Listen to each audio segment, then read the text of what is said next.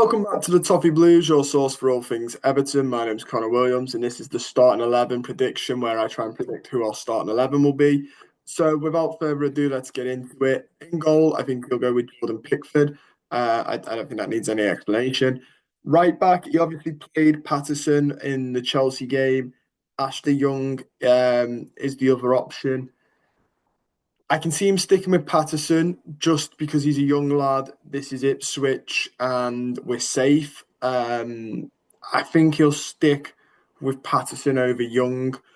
Um, in centre backs, I think he'll go the same as Chelsea, O'Brien and Branthwaite. I think they're the only ones we've got, haven't we? I mean, he could play Michael Keane, but I think from when he brought Michael Keane on a couple of games ago, that was Michael Keane's one shot with the manager and then you're done. And I think David Moyes has gone, nah, I can see why you're not playing often under managers. Left back, Mikalenko, again, easily sorted. He is our only left back unless you were to put Young out there. So he is guaranteed a game as well, which makes this incredibly easy for me. Centre mid, I'm going to go with Garner and James Garner in one, Idrissa Gueye in the other. Again, played him against Chelsea. Idrissa Gueye is rolling back the years, having a great season. I think he plays purely because he's vital to us. One of the highest players in tackling this season. Yeah, just a fantastic player. James Garner seems to split the fan base, doesn't he? A lot of people like him. Then some people say they don't see the fuss about him, and a lot of people want Tim Erabunaman. I think Garner offers something. I think he does offer something. I think he offers that he's good playing passes forward. Uh, Between him and Irabunum, I think he just has that ability to unlock a defense a little bit better.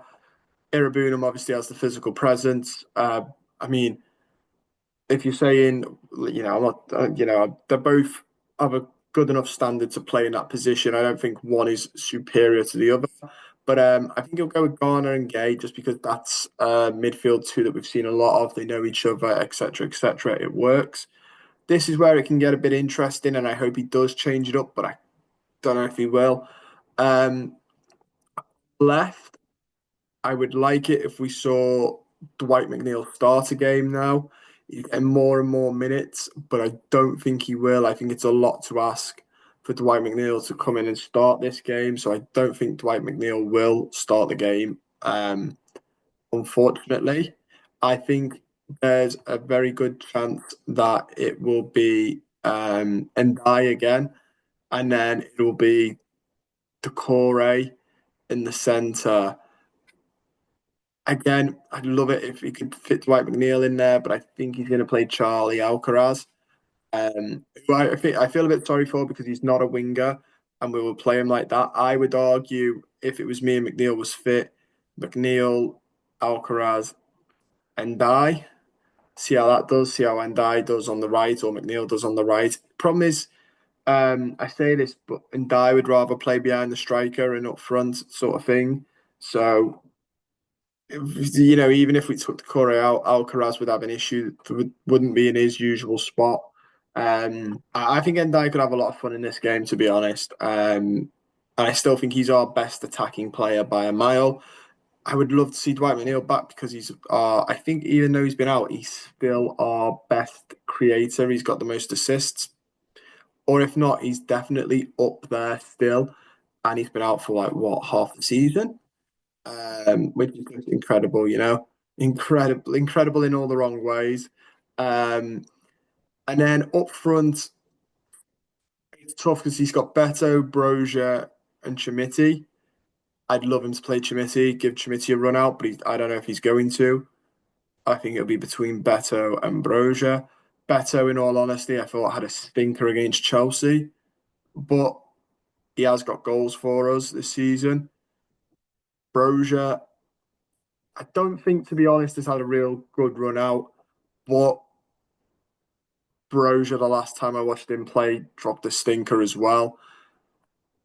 I could see him going with Brozier just to try and mix it up. Um, Brozier needs a good game. From so far, I can't see any indication on those keeping him on. I starting to think that it wasn't really the best loan deal to get either.